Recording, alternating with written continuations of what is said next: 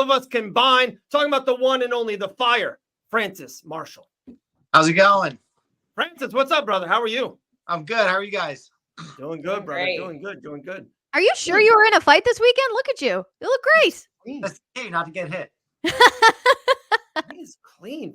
Francis, was that you jogging? I was at American Top Team maybe like 3 weeks ago. I saw Daniel Wyatt outside the gym. Was that you with Daniel? Yeah, that was me and Danny. Dude. That's awesome.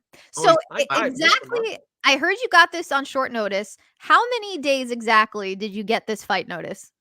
So we got word of it like Saturday night before, so a week, and then no confirmation until Tuesday. So then Tuesday contracts for it. Whew. Was that Saturday to Tuesday stressful as hell? Where you stopped eating? Was it like, oh guys, this might happen? Or did you like, oh, this is kind of a girl flirting with me again. I don't know if I'm going to do this or not. Like, how was it? I kind of started taking it as if I was going into fight week. So I started Okay. Just in case, because I didn't want to get to Tuesday and kind of be unprepared for it. Sure. If it was or wasn't going to happen. So it couldn't have hurt me if I did prepare and it didn't happen. So I figured, let me just take the right steps, treat it as a fight week until I hear otherwise.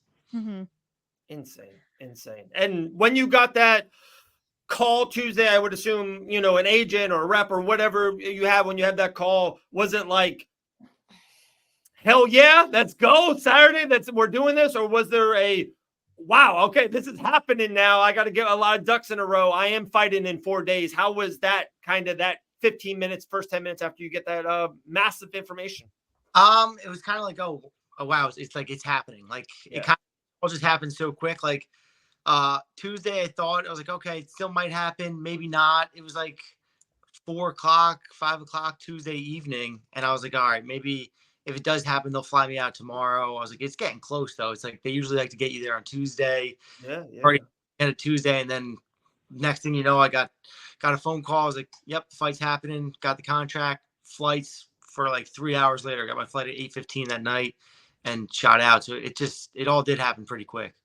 It's almost like you don't have time for nerves. It's like, I just got to get there. Yeah. Get there and get settled in. And then. Well, good for you, man. Did you expect it to be such a war? I mean, it was outside looking in. It was so much fun to watch. But is that what you expected from him?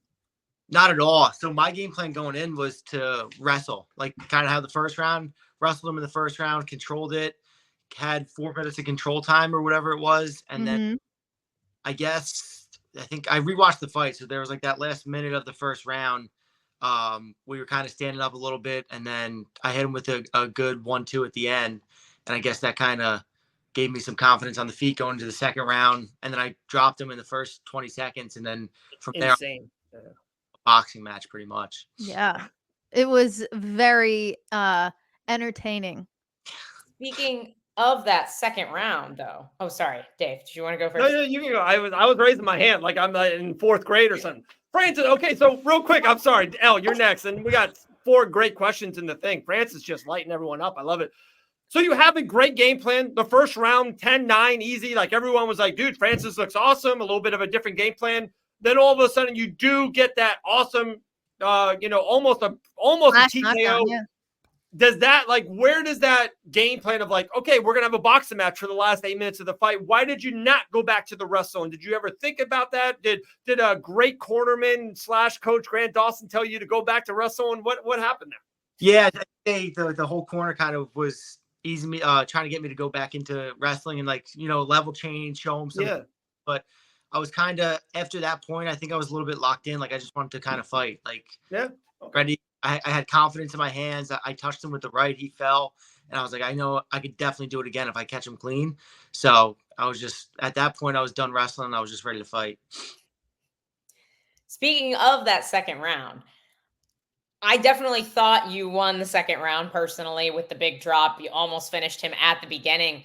Do you feel like the judge that, I think, was it 2 judges gave him that second round? I think so. Which is interesting to me. But do you feel like that comes from what happened at the end of the round? Like it's just that recency bias that's in judges' minds? Yeah, I think it has something to do with that. But like, I still don't understand. Like I rewatched the fight, I think 3 times now. I get it. He was landing some shots too after that, but nothing near to the effect that I had. And Mhm.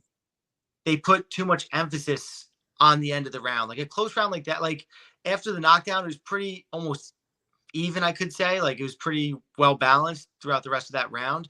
But I think the knockdown triumphs everything. Like that triumphs whether he took me down and rode me out for a minute, because that's damage. So I think I did more damage, but that knockdown won me the round because he didn't knock me down, get close to finishing me. So I just think the judges need to be a little more like focused on the round overall rather than just like the last 2 minutes. And I think they should be held accountable. Again, like they make bad, we see bad decisions, and people getting robbed of or close fights where they shouldn't have been that close. I feel like the judges never really get held accountable. Mhm. I couldn't agree more. Yeah, I mean, Francis, we had some good questions here in the comments real quick, Matt. Francis, do you miss eating Jersey Taylor ham, egg, and cheese sandwiches? Well, first of all, it's pork roll. So pork roll, but yes, I do miss the pork roll, egg, and cheese. Okay. They go, who's your main training partners at ATT? I train with Grant a lot, Dakota, Nate, Dan Wyatt. I've been training with Mozart a lot lately. Countless. Those are probably like the main 5. But otherwise, I'm always trying to get rounds with different guys, get different looks, because everyone's a good round there. Of course, I think you know this about us, Francis. Of course, we got Elle on the show every week. She does so much here for Fight Bananas. How was having Mr. Dawson, Coach Dawson, in the corner? Dude, it was awesome watching him yelling. He was getting me hyped. You know what I mean? I was with my kids. I was ready to go. I was like, all right, Grant, maybe my amateur boxing debut, I'll have Grant in my corner. He was getting me hyped. How was it to have Grant in your corner? And he was very vocal that night. Yeah, it was great having him there. It was great, especially in the back too. Like he was moving around me, helping me warm up, and then in the fight itself, like in that first round, I'm holding the body lock, and it's almost struggling. He's getting the hands almost peeled, like my fingertips are just holding on, and he just yelled over, split the cage, so get my leg in between him and the fence. And then after I got that position, it was so much easier to hold for like the next 2 minutes or whatever it was. So that was a huge help, or else I think he might have been able to get out in that first round. And I know Grant. Yeah, I mean, overall, for L. Oh, sorry. Go ahead. Maddie's got a glitchy mic today. I don't know what's happening to you. But God damn. You sound like you're going through one of those voice modulators today. Like Kanye West. It was like Kanye West and the Wizard of Oz. Yeah. I know Grant had to be calling for the takedown. So when between rounds 2 and 3, were you like, no, man, like I'm gonna box him, or were you just like, yeah, okay, I'll shoot, and you're like, nah, not gonna happen?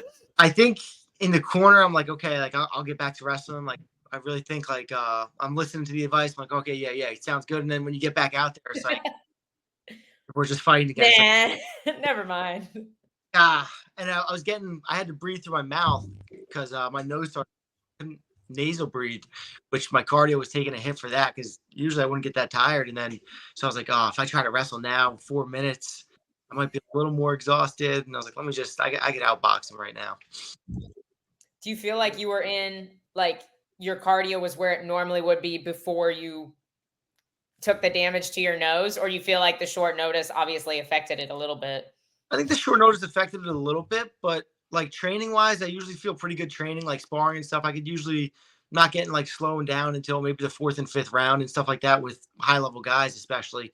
But I think the nose really takes a hit, like really knocks the cardio back, because when you're sitting there mouth breathing the whole time, it kind of jacks the heart rate up, I think, a little bit, and makes you a little more tired quicker. Because I mean, after the first round, the only thing, my arms were just like a little sore, but cardio wise, I felt good until my nose kind of got busted. You want to try it, Maddie, or no? I'm scared. Yep. Somebody said robot Maddie. That is wild. That is Robot wild. Maddie is gonna go. Oh. Later, Maddie. Gee, that is wild. I've never heard that before. That was wild. Francis, I was lucky enough to be in Orlando, Florida for your fight. I remember that. I remember me and Elle were like very high on that fight for you. You know, I know after that, of course, a couple stuff didn't go your way. One was a split decision. Yeah, that's life of that nature. But how you feeling right now? 25 years young, probably entering your prime, probably not even in your peak prime yet at ATT. Like you just mentioned, 4 of the best fighters in the world. You know, names like Dawson and Gamrot and Mosar, stuff of that nature. You got to think your upward projection is almost unlimited. Like you're the next 2, 3, 4 years of your career could be something very, very special. Yeah, I think so. But I think it's also just, focusing on one fight at a time and not trying to get so far ahead of myself and staying humble along the way, not thinking like, okay, like I'm going to be the next whatever. And then looking on the future and then forgetting where I'm at right now. Because right now there's definitely some steps I need to take after this fight of working on some things to develop and get better for the next time out there. And, after that fight, there's going to be more things to develop on. So it's always just trying to stay in the moment and staying present with it and not getting too high in the highs and not getting too low in the lows. Just trying to ride right in the middle. I love it. Ella, anything else for Francis? No, man, like congratulations again. Absolute beast. Went on us. Stoked. What? Did I go out? Am I back? You're back. Oh, you're good. Oh, okay. No, I was just gonna say congrats again, man. Congratulations on such an incredible performance. I hope you're getting all the attention you deserve for stepping up and taking the short notice and coming through. Thank you so much. Francis, you're the man, dude. Huge fan of you. Cannot wait. Hopefully we'll talk again soon. All right, brother? Absolutely. Thank you, guys. Later. Francis Marshall, 8-2.